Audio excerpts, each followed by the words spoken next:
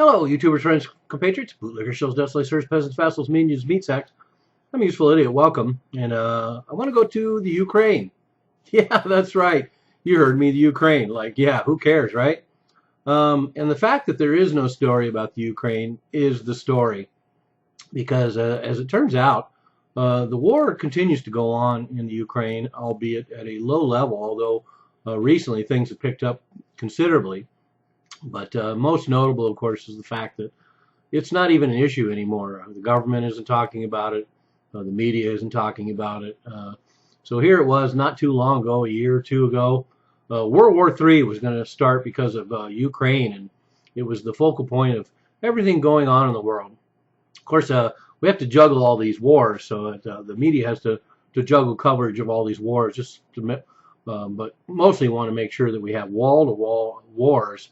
And fortunately, the media can shift from one war to the next and have an unbroken stream of wars being portrayed across the globe. But anyway, I digress. So let's get back to the Ukraine. So fighting has gone on all through this winter ceasefire. Ukrainian officials are now saying that there's up to 71 attacks a day, but of course that's coming from the Ukrainian government, which has been lying about everything that's ever happened since the day this changeover in the government came. And so now we have the usual areas of contest around Donetsk, Gorlovka, and Mariupol, and both sides making accusations. So some things never change. But according to the ceasefire agreement, a lot of February in 2015, a lot of larger weapons are not supposed to be used. So I guess as long as you're out there with small arms taking shots at each other, it's still considered a ceasefire. But not all these larger weapons, including artillery, mortars, Grad rocket launchers, are all being used again. So it pretty much sounds like a war to me. And there's elections coming up, and a prisoner exchange that's probably not going to happen. In fact, many suggest that a lot of the prisoners that have been taken are actually already dead.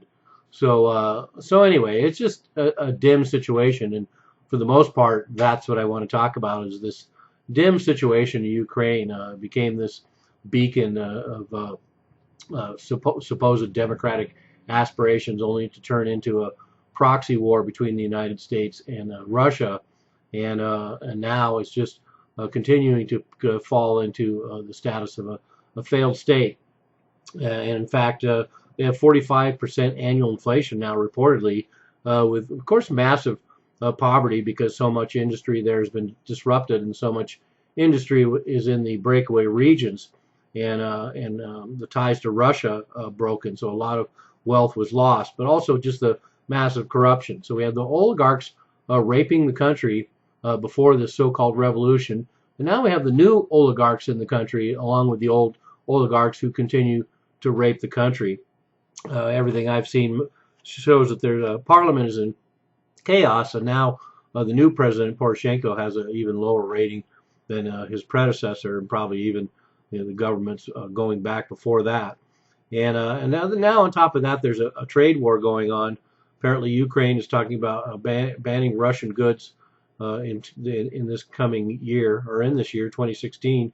Russia is talking about applying tariffs, and that's in addition to the fact that trade has dropped dramatically with Russia. In 2012, it was 17 billion, and last year it was only 4 billion. So this decoupling from the Russian economy continues to go on, and there's also the staggering number of deaths. According to the Ukrainian government, the number of casualties is 9,000 dead total in this war, but there's a German report that suggests that the highs are more around 50,000 dead on both sides, and that seems more reasonable considering the amount of carnage that was going on for quite some time there.